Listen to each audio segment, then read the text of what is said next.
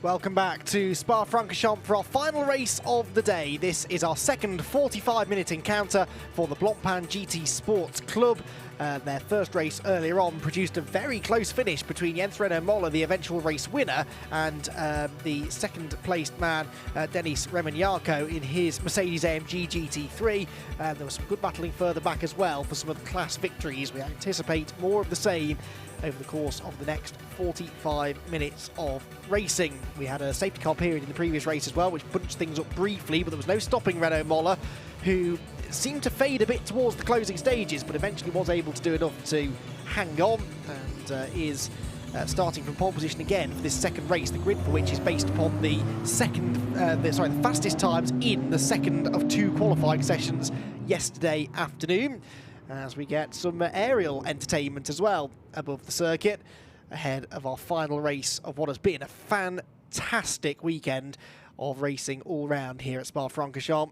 And I've thoroughly enjoyed my first visit to the circuit. It has certainly lived up to its reputation. If you're ever considering making a trip out to Spa and you're worried that it won't live up to what you expect it to, trust me, it will, and it'll probably exceed your expectations as well. The weather today has exceeded many people's expectations as well. An ambient temperature of 22 degrees right now, track temperature of 37.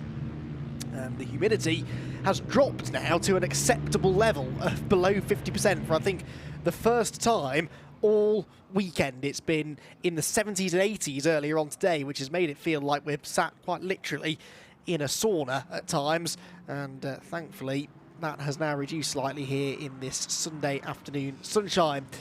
So the cars then make their way around on the green flag lap. The grid is headed once again by the Honda NSX GT3 Evo of Jens Renault Moller, the Danish driver. Took pole position in the second session by 0.8 of a second over Murad Sultanov, who is his nearest championship rival, second in the points coming into this weekend, but Murad was only third in race one whilst Moller won, so that gap has now gone out between the two of them slightly. Denis Remignaco is third, Mario Cordoni fourth, and hopefully in a slightly better mood now than he was at the end of race two, where he got punted into not one but two spins at the bus stop chicane. The first one was self-inflicted, really, when he turned himself across the nose of the Coach Mackenzie-driven Lamborghini, which starts fifth on the grid. The second time, though, he was rather assaulted by the Howard Blank-driven Ferrari, and in the end, Blank had to pit for repairs, or for a penalty, excuse me, and unfortunately for Cordoni, he was out of the race. Coach Mackenzie, as I say, lines up fifth in the green Lamborghini. He is also the lead Titanium Cup entrant for drivers between the ages of 50 and 59. And alongside him is big championship rival in that category, Lee Mole. There he is, former British GT star. Raced that very car last season with Jelmer Berman in the British GT Championship. Lee Mole going into load now in the ERC Sport car, easy for me to say, lines up sixth on the grid. The Iron Cup for drivers over the age of 59 is headed by Howard Blank. There he is in the Ferrari. Then it's Stephen Earle with Louis-Philippe Sonnen, the Belgian driver, the only Belgian driver on the grid actually, looking for a better result this time around. He lines up ninth on the grid. Pavel Strukov is 10th, and Bernard Loughlin at the back of the grid. So race one earlier on today, as I said, was won by Jens Renault Moller. It was Remignaco in second and Sultanov third. Coach Mackenzie won the Titanium race after a brilliant battle that he had with Lee Mole. And Lee Mole led the first half race, and Mackenzie was eventually able to get through and pull away and actually beat him by 14 seconds in the end. They came into the weekend only 3 points apart in Mackenzie's favour, but Lee Mole, of course, lost a few more points to him after the previous race. In the Iron Cup, Stephen Earle took the victory and took sixth position at the very last corner away from Pavel Strukov, who is not running in the Iron Cup, but it was still a really entertaining battle between the two of them. So Earle ended up sixth, Strukov seventh, Louis-Philippe Sonnen was eighth, Bernard Loughlin and Howard Blank, Mario Cordoni the only non-finisher in the end. Jens Renault Moller even set the fastest lap of 2:23.473. The pole position time was 2:22.3 for this session. It was a completely dry second qualifying session after the first one was a little damp at the start. Thankfully, the track conditions, as we said, bone dry and baking hot now for our final 45-minute race of the weekend. Jens Renault Moller then on the pole. Murad Sultanov alongside him. Now, where is Cordoni? I can't see Mario Cordoni there, so Cordoni in the car that was supposed to start fourth. That should be a Ferrari, and it's not. It's a Lamborghini. Italian car, I know, but it's not the right car, so there is no sign of Cordoni, which means sadly we're down to just the 10 starters. But the green Lamborghini, therefore, of Coach Mackenzie is able to gain a couple of spots on the grid. Jens Renault Muller then from pole position in the Honda NSX already appears to have hit the loud pedal as he rushes towards the start-finish line. Not a great start from Murat Sultanov then. He will be under pressure from second place finisher in race 1, Denis Remignaco, who goes up the inside and challenges for the race lead as well. Can he get the car stopped into La Source? If he can, it's one of the moves of the day. He runs a bit wide, but he's thrown this contact with Muller. There's a bit more contact behind with Lee Mole getting stuck in as well, but I think it will be the Mercedes of Remignaco from third on the grid that leads them through the first corner. And now, ladies and gentlemen, we have a real race on our hands, because in the early part of this morning's race, it was the Honda that was the quicker, and then Mercedes came on strong later on, but Mercedes has got in front in rather robust fashion, but I don't see there was anything particularly wrong with what either driver did there, and it does look as though Remignaco's got the lead then, with Muller second. The fight for third is on with Lee Mole trying to attack the Ferrari of Sultanov, so Mole's got himself ahead of McKenzie as Muller tries to go around the outside of Remignaco into the Les Combes chicane. Remignaco really defending here. The Honda looks quicker through the medium speed corner, looks to the inside to Brussels. The Honda definitely looks to get its tyres up to temperature and get everything firing on all cylinders a little more quickly than the Mercedes, but once the race gets underway and gets going properly, it did seem that the Mercedes maybe had better long run pace. So if Remignaco can fend off Muller for a while, maybe the first 10 minutes or so, then maybe things might calm down slightly for him there. Good start for both the Mercedes then. Lee Mole in the background looking for third up the inside of Murat Sultanov. Lee Mole with a big twitch mid-corner as well through Podium there, but he is ahead of McKenzie, and he needs to try and beat Coach McKenzie now, really, because there are only 2 races left in the championship at Catalunya next time out. So if he wants to win the Titanium Cup, then he's going to have to really try and guarantee that he wins his class here. You score points for an overall championship as well as your individual class points as well, so you can, it's still well worth Lee Mole trying to get onto the overall podium if he can. Lee, I don't think had a podium had he yet this year. Lee Mole, oh yes, so he had he had a third and a second earlier on this year, so he has had overall podium finishes. We've had much bigger grids than this in previous rounds as well, as high as about 18 or 19 cars at Le Castellet earlier on this season, but as we get to the second part of the season, some of the cars need repair work, some of the drivers run out of money a little bit, and so we are down to a slightly smaller grid here, but still an eclectic mix, and some cars that we don't often get to see racing on the British GT package, really. We're very familiar with Lamborghinis and Mercedes, but the Honda NSX is a car we've never seen racing British GT. The Ferrari 488 GT3 we don't see that much of these days either, so it's nice to have a bit of variety out there, some new cars to enjoy. Cars that are capable of racing very, very closely together indeed. Speaking of which, there is absolutely nothing to choose here between Denis Remignaco and Jens Renault Muller as they turn through Eau Rouge for the second time of asking. Then it's Sultanov and Mole with McKenzie never far behind. And Lee Mole would quite like, I'm sure, to get a car between himself and Coach McKenzie, his biggest rival in class, but that's not proving easy right now. To the brakes, the nose of the car dips. That Mercedes looks like it's really working hard under brakes to stop without snapping sideways. Side-by-side action behind, yeah, that is Pavel Strukov going around the outside of Stephen Earle. That was a nice move. They may be running in different classes, but the cars are identical. The class system is based entirely on age of driver rather than any different specifications between the cars. That was a nice move made then by Strukov into 7th position ahead of Stephen Earle, the man who rather mugged him at the last corner of the previous race, so he probably quite enjoyed that move as well. Leaders then through Podium. We got, in the first race, 17 laps in, by the way, with a short safety car. Here's a replay of the start. Remignaco much more on his toes than Sultanov was, and Sultanov's starts on both occasions have not been brilliant. And Remignaco just went to the inside, and he knew, I think, that he had to try and overtake Muller quickly, but there's a little tangle on the exit of the corner, and then on they went. But the Mercedes was in front, and it was a brave move that from Remignaco, but those brave moves often do go rewarded, and for Denis Remignaco, that was the case there. Knew he had to fight immediately to get the track position against Muller, because Muller, once he gets out in front, can be extremely difficult to beat. Muller then now sets off after Murat Sultanov through Blancpain, runs a bit wide though. It's so hard, as we were discussing during our British GT race earlier on today, it's so hard to follow another car really closely through that part of the circuit because it is just so fast. These cars are quite aero dependent. You can follow each other closer than you can in, say, single-seater racing, but it's not easy to run nose to tail at that sort of part of the circuit. And the chasing car often finds that the front and rear end of the car doesn't really want to behave itself. So Nemo finding that to his disadvantage there, but he's very close to Sultanov again now, going down into Eau Rouge. But again, this is probably one of the harder parts of the circuit, to be that close to another car. Let's see how he fares. Yeah, drops back a bit through the mid part of the corner, but Sultanov taking liberties with track limits there. Need to be careful with that. You can get penalties applied.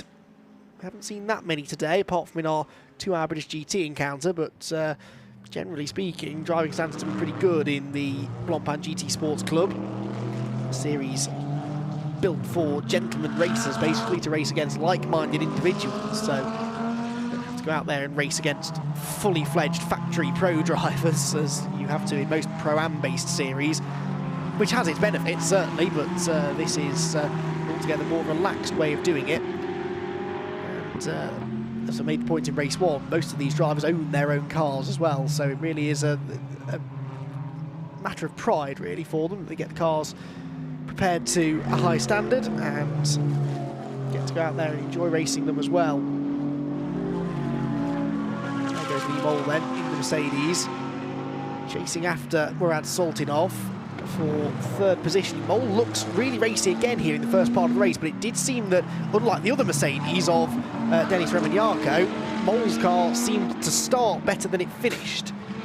And so it may be that as the race goes on, maybe this challenge fades a little, but of course they may want to tweak the setup as well. The ERC Sports squad know their stuff, and having raced that car here last year in British GT, they know how to make it tick over a long run. Closing in now on Sultanov again up the hill, in the toe towards Blancpain, the beautiful Mercedes, which looks particularly fetching actually in that very clean white livery with a hint of grey and yellow. Can't follow the Ferrari closely enough through Blancpain, and now Coach McKenzie is closer than he has been for a while. Almost close enough to launch one up the inside, but decided better of that. Just a car length or so too far back. Leaders are separated only by a car length or so, and there's a spin, and that is Howard Blank going round, I believe. And Stephen Earle takes avoiding action, so Blank had got himself ahead of Earle on the previous lap, I believe. Then spins it all away at the corner at which he tangled with Mario Cordoni in the previous race. Blank then, here's a replay of how he did it. I think it was self-inflicted. Oh yeah, just maybe hit the curb a bit too hard, a bit too aggressive on the loud pedal. And around she went. He has rejoined now, but right at the back of the field behind Bernard Loeffler's Lamborghini Huracan GT3. The GT3 Lamborghini there of McKenzie is a 2019 spec, so that's an Evo Lamborghini Huracan, but the Bernard Loeffler car is one of the older specification cars. They look near identical, honestly, from the outside, but of course there are things under the hood, so to speak, that are updated significantly on the Huracan Evo, which has been doing so well in the British GT Championship this year, as well as international GT racing around the world. Leaders still nose to tail here then, more or less anyway, less than a second between them as they turn through Pouhon there. Sultanov looking a bit more comfortable now in third, as Lee Mole, a bit like we saw in race 1, once McKenzie arrives on his tail, Mole seems to switch from attack to defence quite quickly, knowing how important it is that he tries to win the titanium class rather than worrying too much about his overall finishing position. But if he could get past Sultanov, would have that car between himself and the Lamborghini, but Sultanov pulling away on this particular lap. Certainly his first sector was a personal best, as it was for most of the front runners though, in fairness. Back up the hill, over the curb for Mole.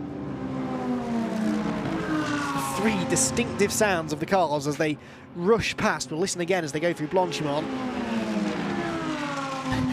The low-down rumble of the Mercedes, sandwiched in between the high-pitched Italian screamers of the Ferrari, and particularly the Lamborghini. One of the great things about GT3 racing in particular is that if you go and stand trackside and close your eyes, you know which cars are coming past just by the engine note. It's remarkable. When that Mercedes comes past you at full pelt, it feels like the ground itself is shaking. Rattles past my commentary box and into La Source again, where Lee Mole will try to start building up another challenge against Murad Sultinov, but doesn't really look as though he's going to be able to do that. He's closer to, well, actually they're fairly equidistant this time as they go past the old pits down the hill to Eau Rouge. Now this might be where Mackenzie's able to start building the challenge. We know the Lamborghini's good in a straight line and was able maybe to carry a bit more speed through Eau Rouge than the Mercedes. No, they stay about the same sort of distance apart actually, heading down the Campbell Straight. There's a bit of damage is the... No, I thought there was a bit of damage. I think it was a trick of the light there on the front right corner of the Ferrari as it raced through the heat haze. Kessel Racing Squad, another top GT organisation. Lamborghini of Coach Mackenzie being run by the HP Racing International Squad, another very experienced Lamborghini team, and all of a sudden Sultanov really having to defend there, didn't get a great exit from Les Combes, and so into Bruxelles, Lee Mole was almost close enough there to have a go. Lead us through Pouhon. Here come the three cars fighting for third place though. Sultanov just getting away again there through the corner with no name into Pouhon, and again Mole this time a bit wide of the apex, and Coach Mackenzie starts to ramp up the pressure now. Mole wide again off the exit of the corner, and Mackenzie having a look to the inside. That's just to try and distract the Mercedes really. Really an overtaking tactic, more of a distractic to try and force a mistake out of the Mercedes, but it didn't work, and so Mole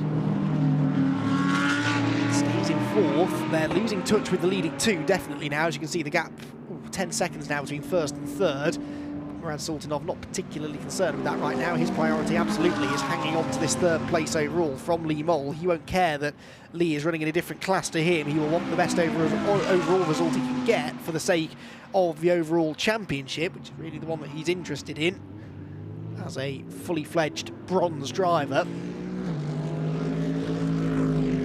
Chicane they come then, race leaders back across the line then, and now 2 seconds separate them at the end of lap 5. As we approach the 1/3 marker of this second race, and this is still the best battle on track really then between the 3rd, 4th and 5th place cars. To the brakes through La Source, and Coach Mackenzie in the best position here really, because he's just having to attack, he's not having to defend from the car behind. So Coach Mackenzie can focus all of his attentions on the rear bumper of the ERC Mercedes, which again is not particularly quick through Eau Rouge, and this time it's dropped back even further from Sultanov, so it won't get a tow up the hill, and this is definitely Mackenzie's best opportunity so far. Tries to pull to the outside, then back in the tow again, but Lee Mole's never going to give him the inside line at Les Combes. Mackenzie to the outside. Can he go right around the outside? This is a viable option potentially. He's got to be brave. He'll run out of road though. And Lee Mole keeps the position.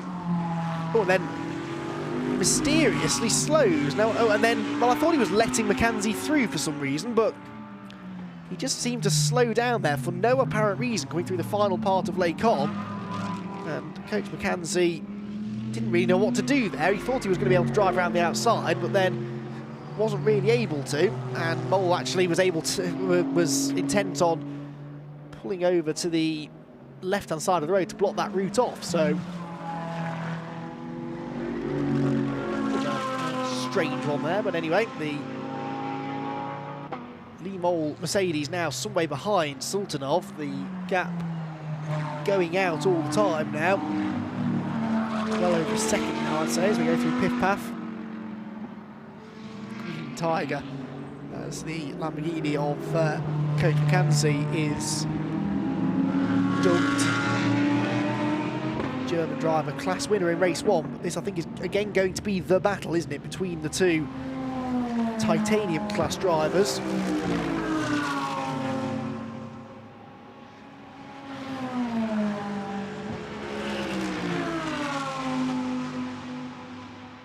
Sit here and listen to these cars all day long. They do look and sound fantastic. It's one of the things we really love about GT3 racing. Coach Mackenzie just so tempted to dive up the inside, but knows that he's just not quite within range. But I think this move is coming now, definitely. It's not going to be too long before Mackenzie starts to run out of pressure, patience, excuse me. Liebol in front of him, who started his racing career back in 2010 in the Intercontinental Challenge, then went on to GT Cup, was already racing the GT4 category of British GT by 2012. He's former winner of the Dubai 24 hours in class anyway, the GT4 class. Second at the Gulf 24 hours as well. He's a fairly well-established AM GT driver, is Liebol.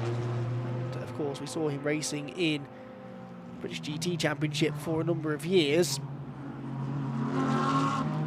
Racing now on an international level once again is Lee. He's really busily trying to keep the Coach Mackenzie Lamborghini at bay. Both of them take quite a tight line there into Brussels, which is interesting. There's Jens Renaud Muller. Now, Jens Renaud Muller has dropped now to over 5 seconds behind the race leader, so he clearly doesn't have the pace that he had in race 1, and maybe Denis Romagnaco really was struggling just because he was stuck behind the Honda, but now that he's in front of it, he seems able to pull away to his heart's content, it would seem. Mackenzie again with a more concerted effort this time to get up the inside. Oh, just has that one covered really every lap, and the more defensive he gets, the further away Murat Sultanov gets. Sideways over there through Stavolo, and that will just take the pressure away from the Mercedes ever so slightly for a corner or two. Behind, by the way, still fairly well spread out. Stephen Earle is leading the Iron Cup from Louis-Philippe Sernen. So Sernen, the Belgian driver, only 1.6 seconds behind him, so it's a similar sort of battle to the one that we're watching, or were watching there, between the 3rd and 4th place cars. There's Denis Romagnaco, even, the race leader.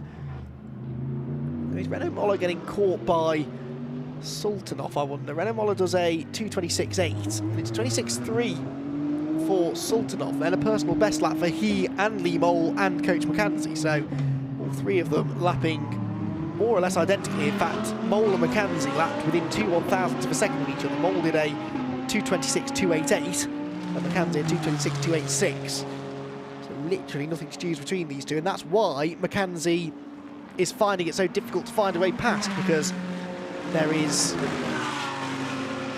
no real speed differential between the cars or the drivers, so it's hard to overtake someone who's capable of running exactly the same lap times as you. But again, Mackenzie has got that run out of Eau Rouge. I think if he's going to do it, this is where he will do it, with a good run and a good slipstream, maybe some late braking around the outside. That's what he's trying, and this time it's a real effort to do so, and I think he might have made it stick. Yes, Coach Mackenzie with a nice move for the class lead, gets into 4th place overall, and now sets off after Murat Sultanov up the road.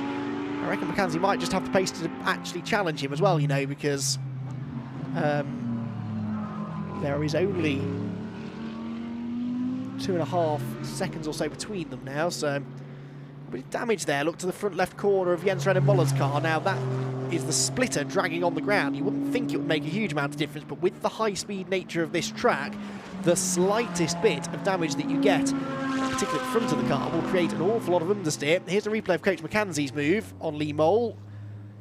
Nice slipstream, better exit out of Eau Rouge and Radion, and then visibly brakes later and carries more speed into the turn, sacrifices the run through the second part of Les Combes because he knows that as long as he gets there first, there will be no coming back for Liebol.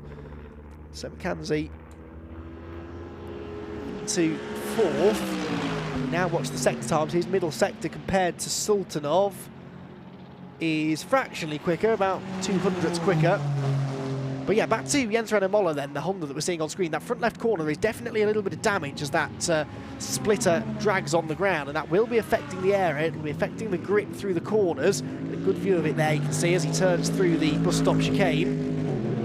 And that will be as a result of that contact he had at the first corner, and it's actually getting worse, I think, now. So good shots there from the cameraman down at the bus stop. really see there that the effect that's having dragging on the ground. It won't affect him too much through the low speed corners, but through the high speed stuff, that car will be ploughing like nobody's business. And that maybe explains why he doesn't have the pace of Roman Yarko here. He went with him in the first few laps, but then a combination of that damage and the fact that he was running in the dirty air anyway probably hasn't done the tyres much good. So Jens Renault Moller will just be looking to try and bring this home now in a solid second and score some good championship points. As for the Sultanov and McKenzie question, by the way, McKenzie was quicker by 1.1 seconds. So the Lamborghini in fourth is lapping quicker than the Ferrari in third. The gap is 1.6 seconds, and there you can see them definitely getting themselves closer together. Lee Moll's been dropped fairly rapidly by McKenzie now, a bit like we saw in race one. As soon as the Lamborghini got through, it was able to pull clear. Can he now get onto the overall podium, I wonder? Coach McKenzie has had a second place finish at Le Castellet after a retirement in the first race. McKenzie third in the championship now with Mario Cordone's problems earlier on. And so, of course, if Jens Renault Moller continues to struggle, he might even be able to catch him, you know. So Jens Renault Moller will be ruining this contact that he had at the start. Denis Remignienko really shot up the inside, but got the car stopped, and I don't think Renault Moller expected him to be quite as tight on the exit of the corner and just drove into the side of him. No intent there, but that little tap has just damaged the front left corner of that Honda. There it is, scraping along the ground. So we'll watch now to see what Coach McKenzie can do, but if he can get past Sultanov quickly, maybe he could even challenge for a season-equaling second place. That is Bernhard Loeffler, by the way, the Austrian driver in the older spec Lamborghini Huracan, which, as you can see from the outside, doesn't look a huge amount different. I think the aerodynamics, particularly at the rear, are a little more simple, but he's enjoying his racing, some way off the pace, but still having fun. Is the whole point, really, of this Blancpain GT Sports Club. Now, this could be fun. Third place battle between the Ferrari of Murat Sultanov and the Lamborghini of Coach McKenzie, who has already bridged this gap really fairly rapidly. And no, there is definitely something flapping on the side of that Ferrari, so it wasn't a trick of the light earlier on. There's a little bit of, I don't think there's anything particularly to be concerned about. There's just a bit of trim that's hanging loose there down the right-hand side, which is getting a bit looser. It might be the side skirt, possibly, which doesn't have a huge aerodynamic importance, but will be possibly having a slight effect. Ferrari seems to have decent pace, though, still. Just not quite as quick as this Lamborghini that continues to very rapidly close in. But having done the closing in, now it's got to do the overtaking. That's the more difficult part of it. Acom is next. To the brakes through the right-hander. There you can see that, yeah, I think there's obviously been a bit of... Now, I don't know where that damage was done. That looks like there's been some contact for Sultanov as well, possibly through the first sequence of corners. But I'm pretty sure it's not slowing him down. He just doesn't have the pace here of Coach McKenzie, who's absolutely flying. Again, age just a number, really, so the fact that he's running in the Titanium Cup because he is a driver in his 50s doesn't really seem to make a huge amount of difference. If you're a good driver, you're a good driver, and McKenzie clearly is that. Now he's got a Ferrari to race against rather than a Mercedes, and these two cars are a little more similar, so he found it hard enough to overtake Lee Moll. Where does he overtake the Ferrari that makes it speed in very similar ways, really? These are both low-slung, quite wide wheel-based, mid-engined Italian GT cars. The Lamborghini Huracan shares an awful lot in common with the Audi R8 LMS GT3 car, as you'd expect, really, since Lamborghini's owned by Audi these days.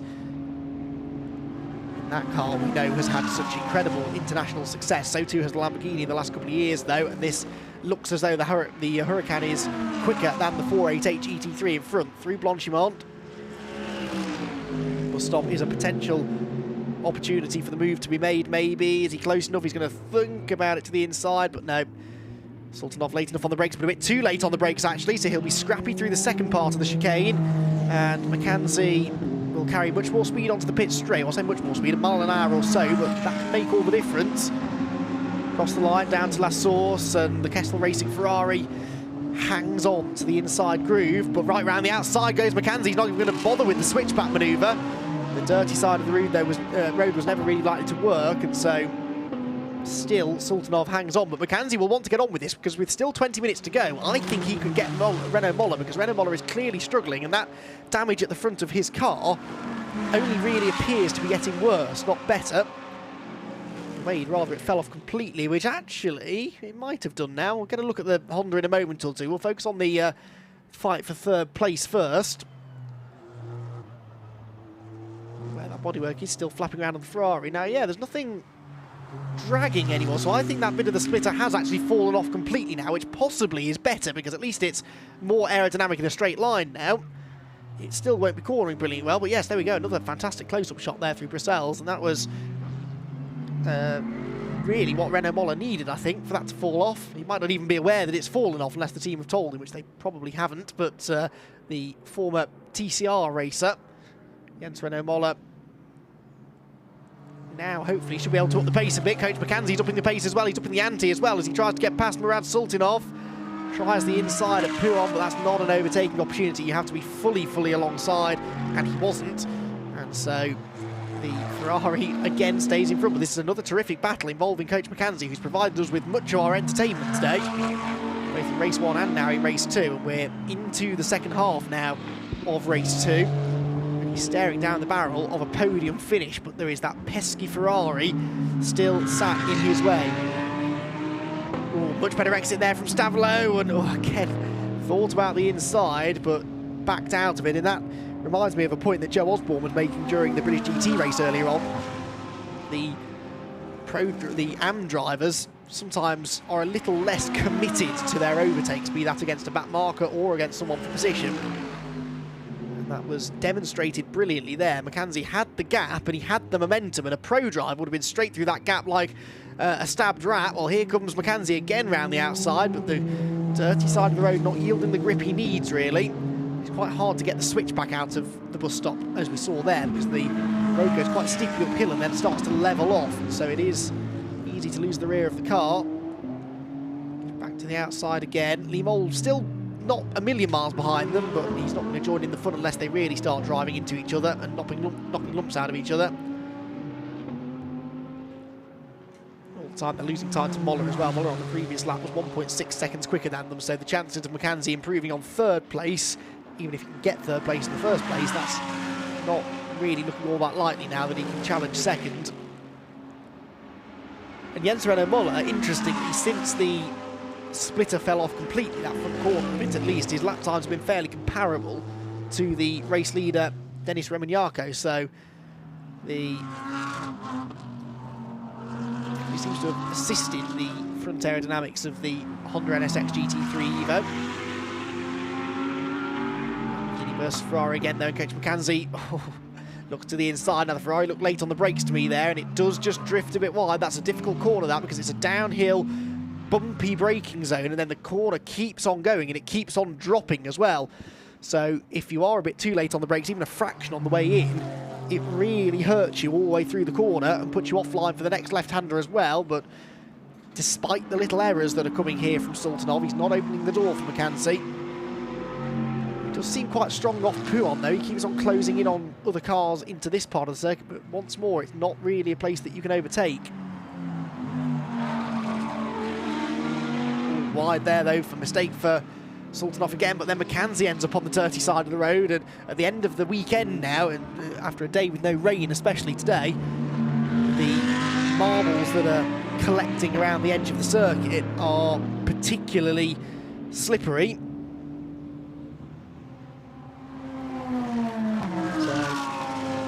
Try to stay away from. You've got to stay in the tram lines, basically, between the marbles and the dust and the debris and the dirt that are scattered around the edge of the racetrack. Stay off them, otherwise you're likely to lose time and possibly even fall off the road completely. Through then to complete another lap. This is the completion of lap number 12. The lead gap is stabilising now, definitely between Remignaco and Moller. It's 13.7 seconds now, with Sultanov and McKenzie third and fourth. There is the race leader, Denis Remignaco. 2 places gained from the start. Only Pavel Strukov has gained more than that. He's gone from 9th to 6th. The exact opposite of what Howard Blank has done, but generally everyone else running more or less where they were. One of the big losers, though, definitely Jens Renaud Moller, who was looking good for a double victory. He looked really quick this weekend, quickest in both of the qualifying sessions. He was fastest in the session for this race by 0.8 of a second, nearly 0.9 of a second, actually. So it was certainly expected that the Honda would dominate, but that's not been the way it's worked out at all. Real entertainment still going on behind, as once again McKenzie has caught Sultanov now. Looking to the inside into Purcell's, trying to force that mistake again out of the Ferrari, which doesn't seem quite as comfortable under braking, and it runs wide again. Ferrari hanging on. One of the reasons that the Ferrari is so popular in this championship is because it always was known to be a very AM-friendly car, very drivable. The Ferrari 488 GT3. The Lamborghini not quite as drivable maybe, but still quick once you get to grips with it. One of the quickest cars on the planet in GT3 racing.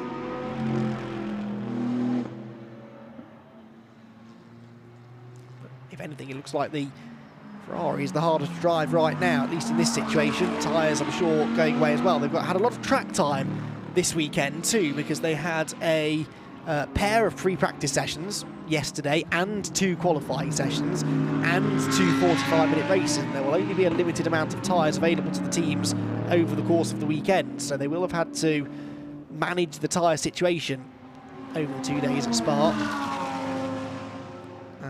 They will have a strategy of which tyres get used when, but very often the race tyres are not the freshest tyres. The freshest tyres are the ones that get used more often than not in qualifying, because that's when you need the outright pace. But in the race, you can rely on that long run pace anyway. The tyres aren't going to stay fresh for the whole race anyway, so really late on the brakes there for Sultanov, and this time maybe McKenzie's done it. Can he go right around the outside here? Oh, no, he gets pushed to the edge of the road. McKenzie keeps his foot in it though, trying to get to the inside down to La Source, but the Ferrari is back in front again.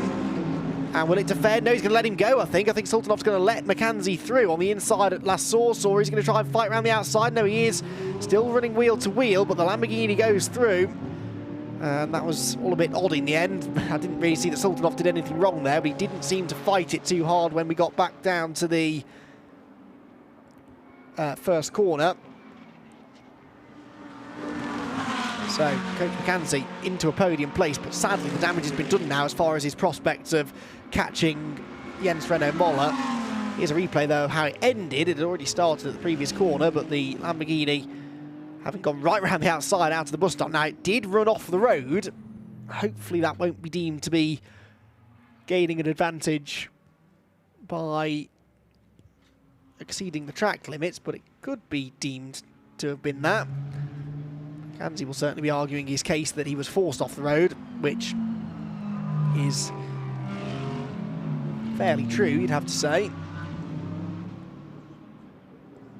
So, Remignaco then leading, Renaud Moller second, McKenzie third, Sultanov fourth, Lee Moll fifth, then Pavel Strukov sixth, Stephen Earle seventh, Louis-Philippe Cernan is 8th, Howard Blank 9th, and Bernard Loeffler rounding out the top 10. Class leaders, Remignaco, of course, leading the race overall, is leading in the bronze category. All of these drivers are bronze drivers, but the bronze drivers under the age of 50 have their own category. And titanium being led by McKenzie, iron being led by Stephen Earle.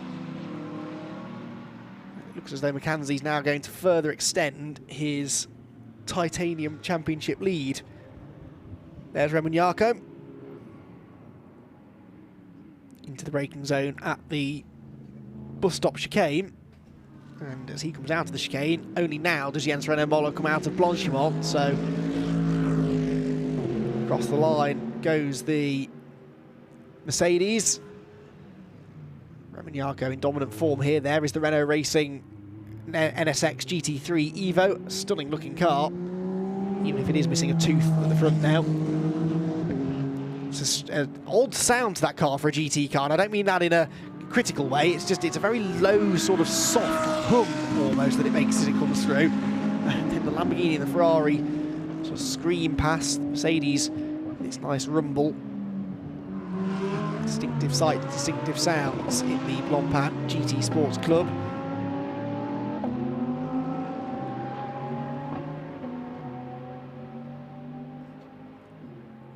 The Mole then, we're watching now, coming down the hill, running in 5th position.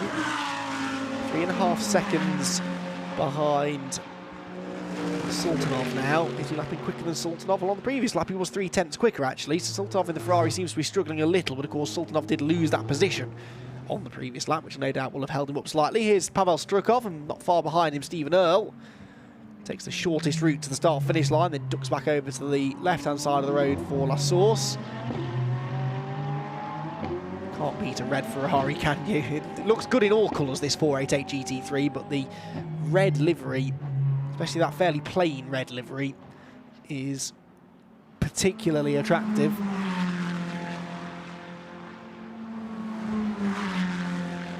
Rests their eyes through Radion. You can see just how close the barriers are there. It's such a high-speed part of the circuit, just not the kind of thing you would see at a modern-day racetrack. You'd never be allowed to build a version of the Spa-Francorchamps circuit these days that would have the same character and the same elevation change and the same formidable lack of runoff area as well. Generally speaking, some of the more dangerous corners have sort of sprouted these tarmac runoff areas over the years, but generally speaking, if you go off, you're likely to go off in a fairly big way. And the drivers, therefore, treat it with all of the respect in the world. You see there the way that it's built into this natural valley where bits of the circuit just sort of jut up above the tree line around various parts of the lap, making it rather a surreal sight. And this, the lowest part of the circuit, down through Pouan, or heading towards the lowest part of the circuit. They keep dropping then down into the Piff Paff and Stavelot, and then as they go through Cours Paul Frere, that's where they pick up the speed and pick up the elevation again. So the Ferrari with that distinctive front aero on the Ferrari, which always looks a little odd, the way the front splitter lifts up to meet the grille, leaving a big gaping gap underneath, but that channels the air underneath the car, generates a lot of front downforce on a car that actually is a little more straightforward as far as its downforce is concerned, with that exception. This car looks even more straightforward, doesn't it? Got a couple of dive planes, but such a quick car is the Mercedes-AMG GT3, and this one being driven very well by Denis Remignaco. Ironically, in this race, he started one position further back than he started race one, but he was able to make the move up the inside through La Source, which turned out to be the place to be. And he's now 13 seconds clear of Jens Renault Moller. We can see the gap here as we were about to anyway. The fastest car on the track at the moment, perhaps unsurprisingly, is, if I know, I was about to say, is Coach McCanty. It's actually Sultanov, who just set the fastest first sector of anybody so far in this race. So Murat Sultanov keeping some pace in that car. Is 2.6 seconds behind McKenzie, 3.5 ahead of Lee Mole. They all ran more or less the same lap times last time around there, so the gap's not really going up or down. With 7 minutes left on the clock, we're on the 16th lap of the race. As I said, we completed 17 laps in race one. So we are going to get a couple more now, because it doesn't look like we will need a safety, we will see a safety car in this race.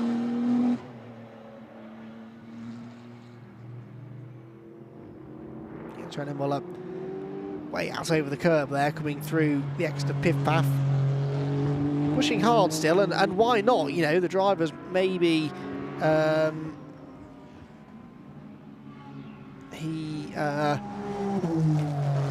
know when he might get the chance to next drive the Spa circuit again, and so this is a thrill and a real bonus of a series like this, really, that you do get to race at these spectacular racetracks. The season started back at Monza, then went to Le Castellet, the circuit Paul Ricard in France, then Misano, then here of course at Spa, and the Catalunya circuit at the end of the season, which will round out the championship. But it looks increasingly likely that Jens Renault Moller will still take the overall title, because this man, Denis Remignaco, is not a full-time competitor in the championship.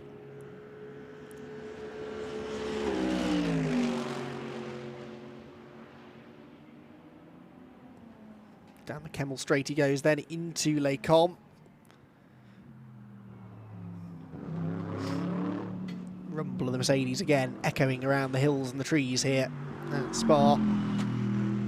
Gap just creeping down slightly now, slightly between the top two. It's certainly nothing to worry about, I don't think. In fact, it goes back out above 13 seconds again after the first sector, where the Mercedes seems fairly strong. Second sector ends just between Stavelot and Cours Frère, down at the bottom part of the circuit, and then the race back up the hill. So basically the middle sector is where all the corners are, and the first and last sector, sorry, all the flat out stuff. Had to put on into the Piff Paff, or campus as it's known these days, but always was known as the Piff Paff chicane, the right and then the left, and then back down the hill into Stavelot, turn 15. Good vantage point here, actually. There's a nice spectator banking just where our camera is. And then through Cours Frère, up the hill to Blancpain. Careful not to run too wide over the curbs. You can see that Remignac is not really feeling the need now to use all of the track and more.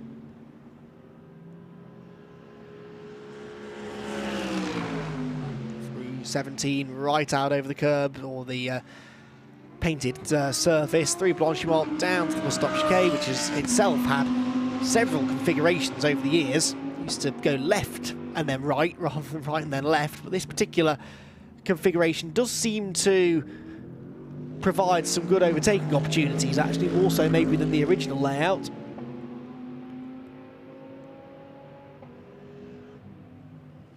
Gap 12.1 seconds now then between the top two, but Remignac definitely backing off now. Down past the old pits and the old race control building there. Still an imposing looking building, that. 2 laps to go then, I reckon, for Denis Remignac. 12.1 seconds the advantage that he holds over Jens Renault Moller. Mackenzie is third, only 1.6 clear of Sultanov now, so Sultanov definitely coming back at him. Was half a second quicker than the Lamborghini on the previous lap. Lee Mole is now 6.1 seconds back in fifth. Pavel Strukov is sixth, Stephen Earle 7th, 8th place for Louis-Philippe Cernem. 9th is Howard Blank, and 10th place for Bernard Loeffler.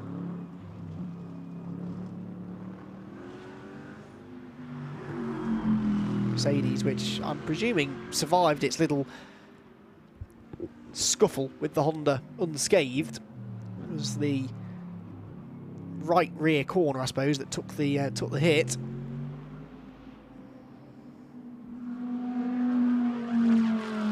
Of that now, I suppose, as we come down through Podium. Certainly doesn't appear to have affected his pace at all, though. Well and truly backed it off at the moment. Sultanov, though, still going for it further back. He's got that fastest first sector now, 40.674.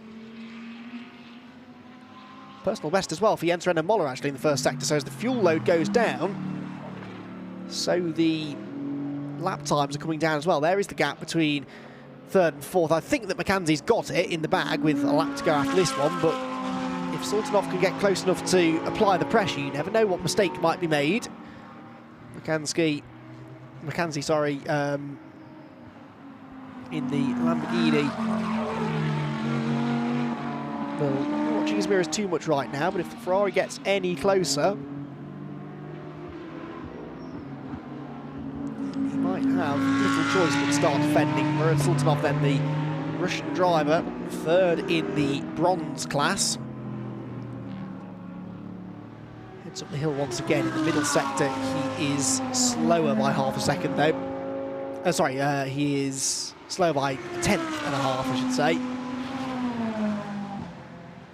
As they turn into Blancpain, though, the race leader just come through onto his final lap. There's the view, more or less, that I can see out of my window through the Blancpain to bus stop section. The leader onto the last lap then. One more lap of the 4.35 mile Circuit Spa-Francorchamps to be completed. And the Kessel Racing Ferrari, I don't think is going to be able to do anything about Coach Mackenzie in front of him. Through they go then, down to La Source for the final time. The last chance to revel in the wonders of the Spa circuit.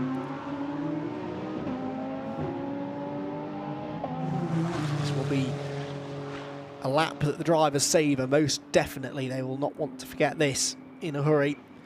For some of them, maybe their first ever time racing at this circuit. Lots of curbs still there through Eau Rouge. Leader, though, is already at Les Combes. And Denis Remignaco drops down the hill through Bruxelles for the final time. Really taking it easy now. Sultanov isn't though, he's just in another fastest first sector of anybody else, a 41.187 now, so he is still on the charge, is Murad Sultanov, the Russian driver. He's 2.2 seconds behind McKenzie though. Interesting to see that despite the tyres wearing out, and the driver's no doubt wearing out in this heat, ambient temperature now 22.5 degrees, they are still managing to find some good speed here in the latter half of the race.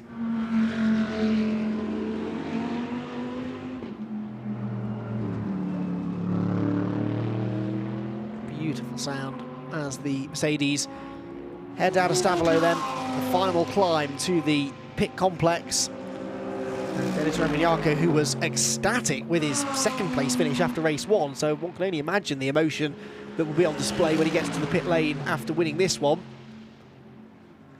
which it looks like he will now do, and it will be his first victory of the season. As I said, he hasn't done the full year, but Remignaco was out at Paul Ricard, had a 7th and a 6th, beat that with his second place earlier on this morning, and now comes out of the bus stop chicane for the final time and takes the checkered flag. He wins race number 2 here for the Blancpain GT Sports Club at Circuit Spa-Francorchamps, and he wins it by a comfortable margin in the end over Jens Renaud Moller, who will come home to pick up his 6th podium finish of the year. And 3rd position for Coach McKenzie, and Coach McKenzie will pick up his 3rd podium finish of the season so far, having finished no, sorry, only his 2nd. He was only 4th in race 1, wasn't he? So his 2nd overall podium finish for McKenzie. Sultanov is 4th, Limol 5th, and Pavel Strukov will come home about a minute, or nearly a minute later, in 6th position. Stephen Earle 7th, Louis-Philippe Cernan is 8th, Howard Blank 9th, and Bernard Loeffler will be in 10th place. The class winners, obviously the bronze class won by Remignaco. There he is, your overall race winner and your bronze class victor. Coach McKenzie in the titanium class wins in 3rd place overall, and the Iron Cup will be won by the number 111 Ferrari, which is the red car there just flashing through screen. So Pavel Strukov is going to finish in 6th place overall, but then for 7th place it will be Stephen Earle. No last corner heroics this time from Earle, but he is going to take a class victory once again. It will be 7th rather than 6th overall in race 2. So Strukov comes through 6th, 7th Stephen Earle behind him, crosses the start-finish line. Nice job there for Earle. 2nd in the Iron Cup will be Cernan, and Howard Blank will at least get to the finish in one piece this time with a rebuilt front right corner on his Ferrari 488 GT3. There they both come then, through comes Cernan in the green and white car, the all-red machine behind. And then the final car to finish will be Bernard Loeffler, who brings his older spec Lamborghini Huracan GT3 through the Stavelot and Cours Paul Frère sequence of corners for the final time,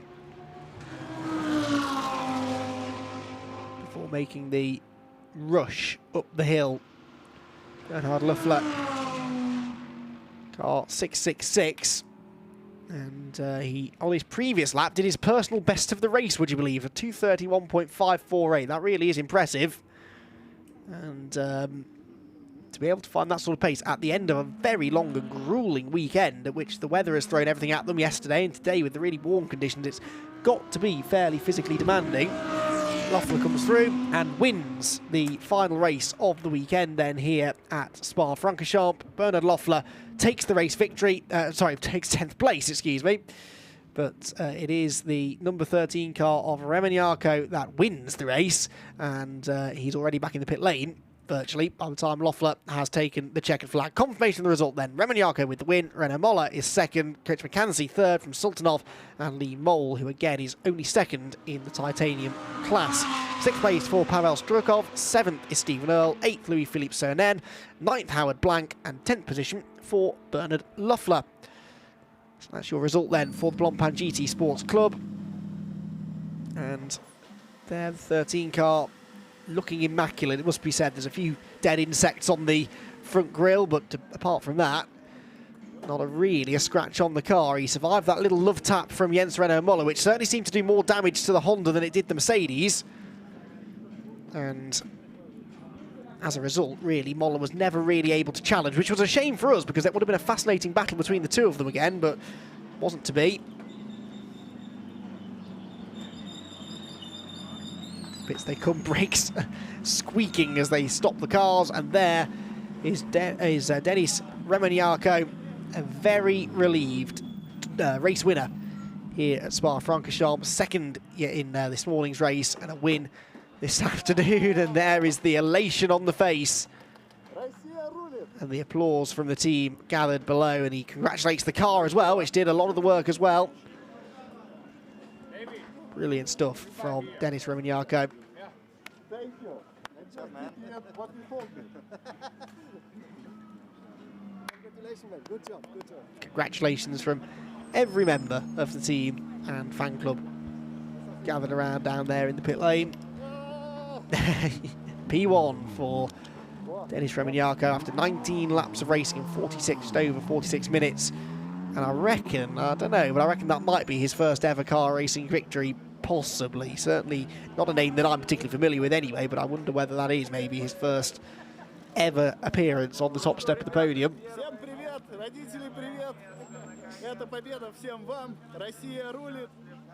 My Russian, I'm afraid, isn't good enough to tell you what he said, but he's happy. I know that. Good stuff. That's really nice to see. We commented on this after race one, how nice it was to see the genuine joy on the faces of the drivers down there, even the ones that hadn't come out winners. It was still nice to see the happiness and the beaming smiles, despite the sweat dripping from their brow. They've still enjoyed themselves out there. That's the main thing. And Denis Remignaco absolutely enjoyed himself as well with the race victory. Jens Renault Muller will be second, but that's good for his championship. He will extend the points lead that he already enjoyed. Coach McKenzie in third will likewise do the same in the titanium class. He will pull clear now of Lee Mole.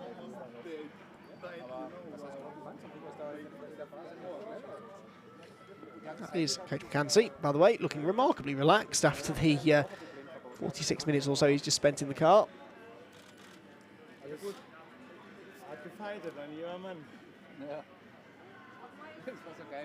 A nice cold drink does look rather appealing right now, I must say. It's been a hot day here at Spa, and not that often you can say that, so we probably shouldn't complain, but being British, I will. It's been rather warm today, but that means the spectators here have enjoyed themselves, certainly. And it's nice weather for walking around the circuit, which I'm sure many of them have done. And if you ever do come to Spa, I urge you to do so, because the vantage points right the way around the track are spectacular to behold. So too are these cars, the GT3 machines that have thrilled us not only in the Blancpain GT Sports races, but also British GT Championship earlier on. And here are some of the highlights then of our final race of the weekend, the Blancpain GT Sports Club race, race number 2, which was won in the end by Denis Remignaco, but he had to do it from third on the grid. He went from third to first into the first corner though, when Jens Renault Muller tried to fight back on the exit. There was contact between the two, and that did do some slight damage to the front of the Honda. Pavel Strukov was gaining ground from a slightly lowly grid position. There was a spin coming out of the final corner for Howard Blank. A day to forget, really, for the number 56 car.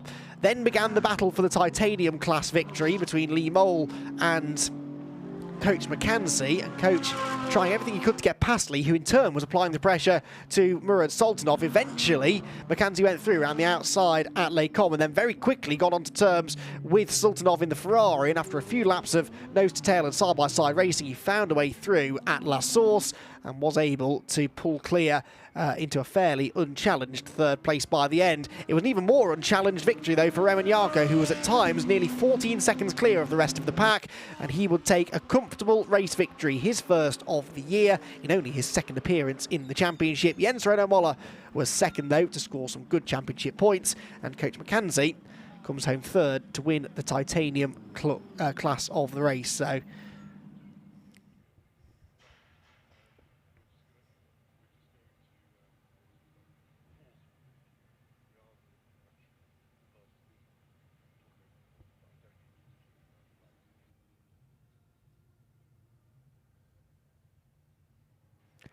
So we are waiting then for the drivers to make their way up onto the podium, and once they get there, we will be able to see the celebrations from the drivers after a hard-fought pair of races here today at Spa.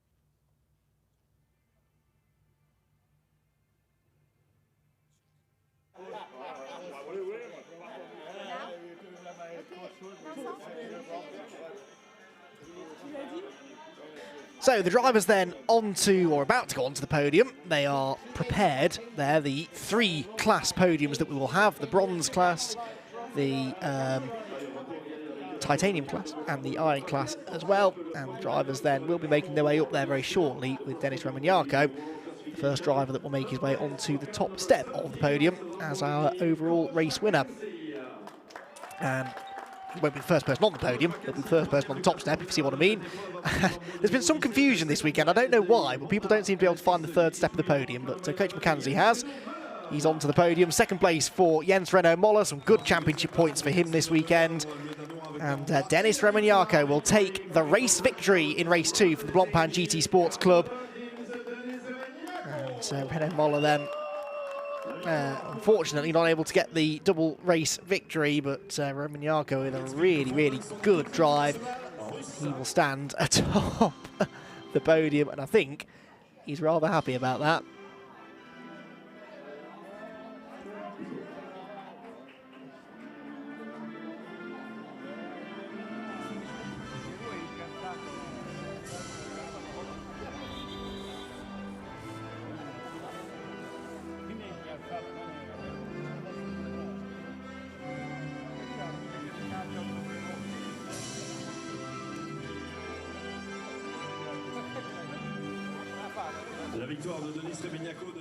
So Dennis Romagnaco then wins the Blancpain GT Sports Club's second race here at Spa-Francorchamps and will receive the Blancpain trophies. First of all, though, to third place man Coach McKenzie, who wins the Titanium Cup. He'll be back on that podium again in a moment or two. In race 1 earlier on, it was an all bronze affair on the podium, so we didn't see anyone make 2 appearances. We will today. First of all, though, they gather on the top step of the podium for the photos. Big crowd again assembled down below. Now there are, I think, bottles of champagne, yes, which are going to get sprayed. That's the technique. Bang it on the floor, out come the corks. And celebrations are plenty, which I think will last for a while for these drivers, particularly Romagnaco, the winner. He seems genuinely elated by his race victory. So as they vacate the podium, we now move on to the titanium class, which will welcome just 2 drivers onto the podium, and they will be the same 2 drivers as in race 1 in the same order. Lee Mole in second, and Coach McKenzie, the race winner, will be back on top of the podium once again.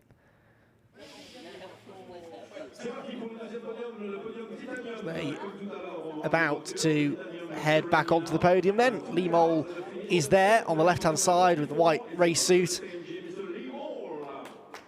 Second podium of the day for Lee, and another titanium class podium He has been on the podium in every race apart from 2, one of which was an 8th place at Monza and a non-start at Misano, but he's not actually yet won the Titanium Cup this year, but Coach McKenzie has. That was his 3rd victory of the year.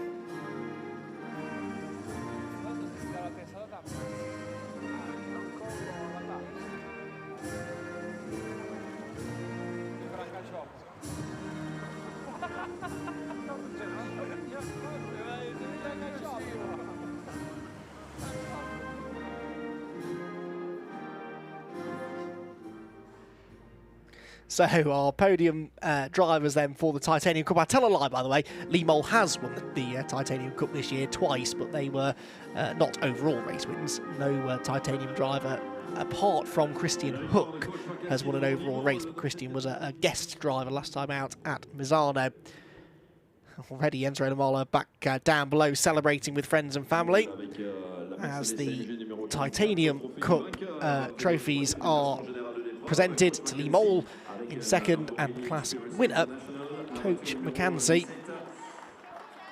Again, they gather on the top step of the podium. Lee Mole, the only British driver in the field, getting a solid top 5 finish overall. And they're going to save the bubbly for later on, which is good stuff. Why wouldn't they? Rather nice stuff, as we heard from Joe Osborne earlier on.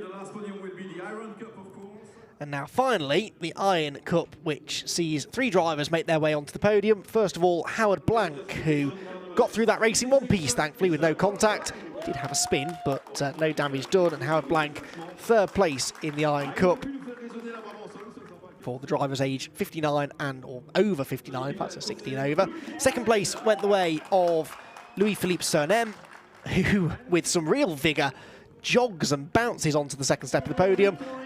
And not to be outdone, it's Stephen Earle, who takes a double race victory. Good stuff from Stephen Earle. Now, Stephen Earle has won 6 of the 7, has won, I can't count, 7 of the 8 Iron Cup races this year. I reckon that means he's won the championship. I think that's what the celebrations are about. He was already comfortably clear of Louis-Philippe Cernem, and it looks as though the American has managed to win the championship.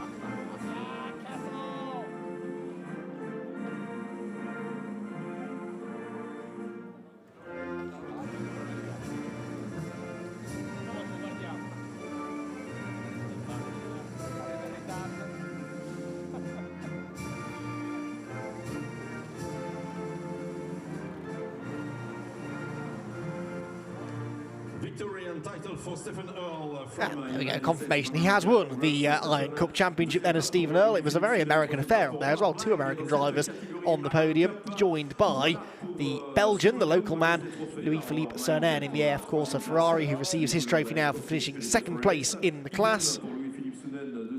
Winner of the race and the championship in the Iron Cup is the American driver, Stephen Earle, who gets his prize for winning the championship.